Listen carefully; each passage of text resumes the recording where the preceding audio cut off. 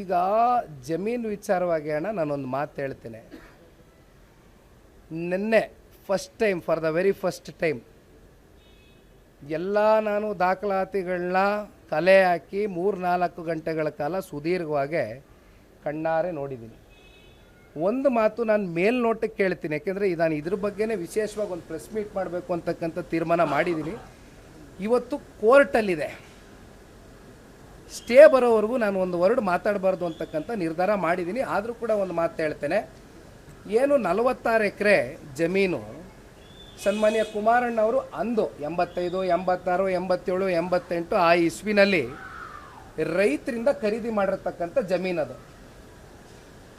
ಅದರಲ್ಲಿ survey number 7, survey number 8, survey number 9 ಇವು P number ಜಮೀನುಗಳು, ಅಂದರೆ ಓಡಿ ಆಗದೆ ಇರತಕ್ಕಂಥ ಜಮೀನು ಪೆಂಡಿಂಗು.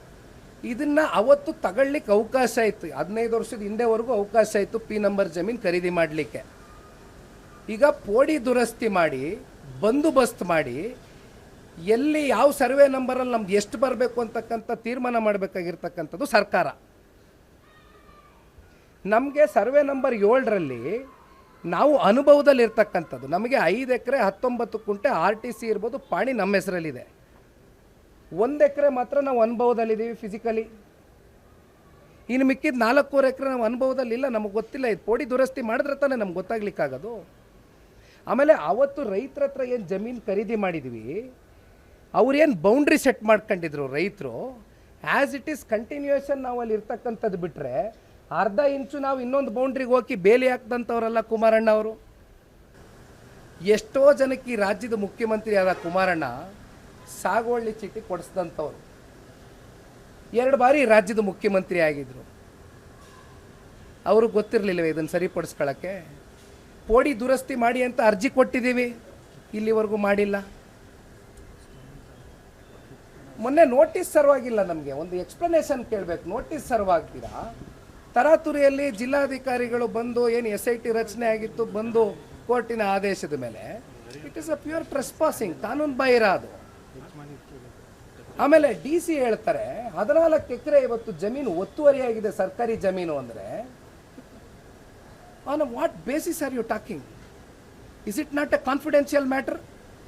ಯಾವ 14 ಎಕರೆ ಒತ್ತುವರಿಯಾಗಿದೆ?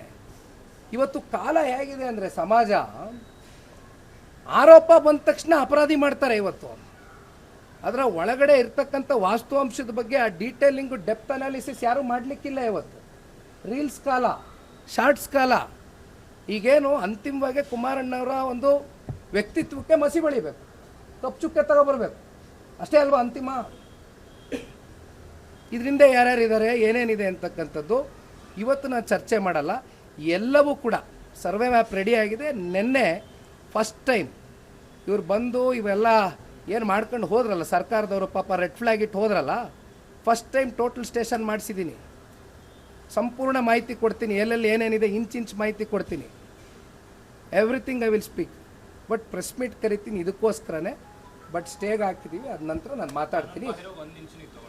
ನಾನು ಎಲ್ಲ ಮಾತಾಡ್ತೀನಿ ಅಣ್ಣ. ಸ್ಟೇಗೆ ಹಾಕಿದ್ದೀವಿ, ಅದು ಬಂದ ಮೇಲೆ ಎಲ್ಲವೂ ನಿಮ್ಮ ಮುಂದೆ ತೆರೆದ ಪುಸ್ತಕದ ರೀತಿ ಇಡ್ತೀನಿ, ಏನು ಮುಚ್ಚುಮರೆ.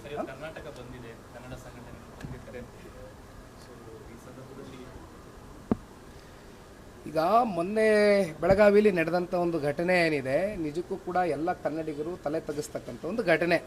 ನಾವು ತಲೆ ತಗ್ಗಿಸ್ತಕ್ಕಂಥದ್ದಂದರೆ ತಲೆ ತಗ್ಗಿಸ್ತಕ್ಕಂಥದ್ದಕ್ಕೆ ಮಾಡಿದ್ದಾರೆ, ವಾತಾವರಣ ಸೃಷ್ಟಿ ಮಾಡಿದ್ದಾರೆ ಇವತ್ತು.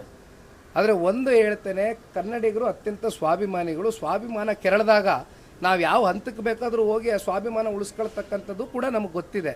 ಹಾಗಾಗಿ ಇವತ್ತು ಕನ್ನಡ ಪರ ಸಂಘಟನೆಗಳು ಇವತ್ತೇನು ಬಂದನ್ನು ಕರೆದಿದ್ದಾರೆ, ಇವತ್ತು ಅವರ ಕೆಲಸವನ್ನು ಅವ್ರು ಮಾಡ್ತಾ ಇದ್ದಾರೆ. ಸರ್ಕಾರಕ್ಕೊಂದು ಎಚ್ಚರಿಕೆ ಕೊಡಬೇಕು, ಕೊಡ್ತಾ ಇದ್ದಾರೆ. ಅದಕ್ಕೆ ನಮ್ಮ ಸಾಮರ್ಥ್ಯ ಇದೆ. Thank you.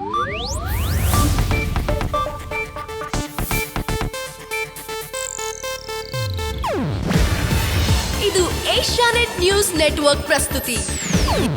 ನೀವು ನೋಡ್ತಿದ್ದೀರಾ ಏಷ್ಯಾನೆಟ್ ಸುವರ್ಣ ನ್ಯೂಸ್.